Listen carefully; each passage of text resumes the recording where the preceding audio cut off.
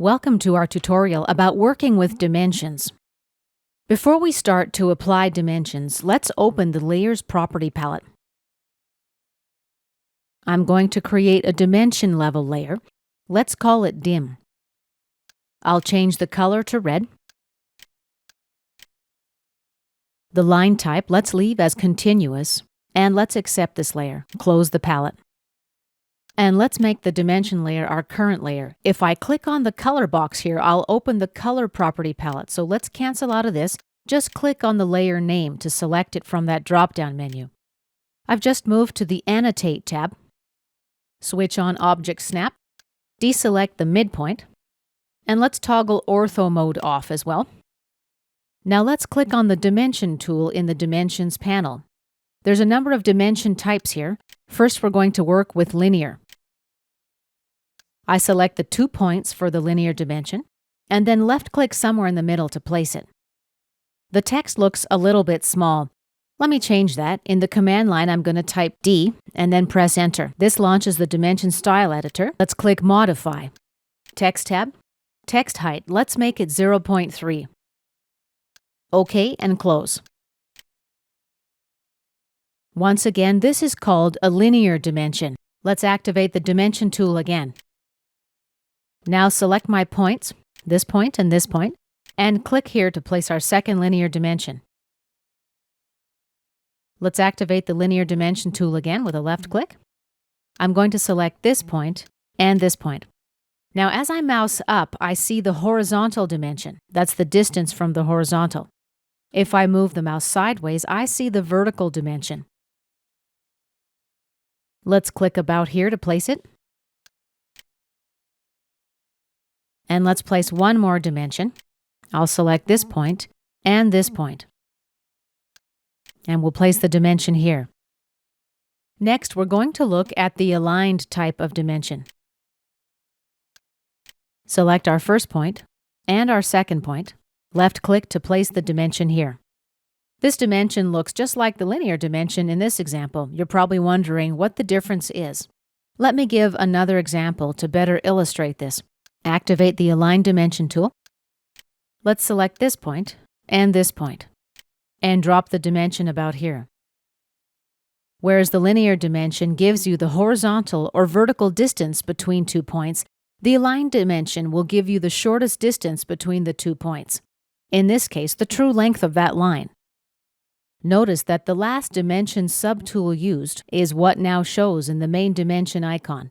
If we left-click on the tool again, we'll activate the Align dimension. But let's expand the flyout and select Angular dimension. Let's select a line and a second line. Drop the dimension about here with a left-click. Let's activate the Angular dimension tool again. And let's select this line and this one. Now here we are able to place 4 different types of angular dimensions. Here's the first. There's the second. Down here is the third. And over here is the fourth. Let's place it over here with a left click. Let's place one more angular dimension. I'll select this arc and drop the dimension out here. Now let's learn how to place an angular dimension between this point and this point, the top and bottom of my circle. Let's activate the Angular Dimension tool. Intersection Snap. Select the circle, the outer circle. Let's activate the Intersection Snap tool again. And select this point. And now we can place the dimension about out here. When you place your dimension like this, you need to be sure you're selecting the circle and not the line. Let me just take a minute to show you what I mean. I'll activate the Angular Dimension tool again. Now activate Intersection Snap. Now here we need to be careful not to select the dimension. If I mouse right over the circle, I'll be able to select the circle. But if I'm mousing over here and click, I'll be selecting the dimension.